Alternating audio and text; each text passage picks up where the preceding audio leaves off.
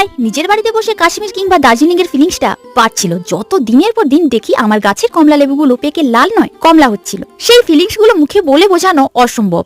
সারাদিন কমলার গন্ধে ভরে থাকা, সাথে নিজে হাতে পাড়া হারভেস্ট করা, কি আর বলি। কথায় আছে গাছের সৌন্দর্য ফুল ও ফলে প্রকাশ পায়।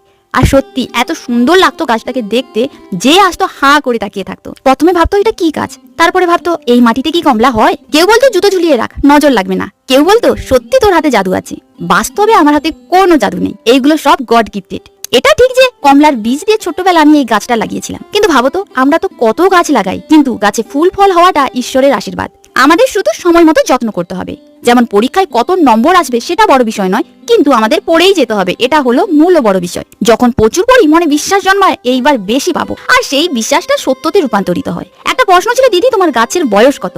এই গাছের বয়স প্রায় 10 বছর। এবার আমার একটা প্রশ্নের উত্তর দাও তো, ভালো খারাপ কার শক্তি বেশি?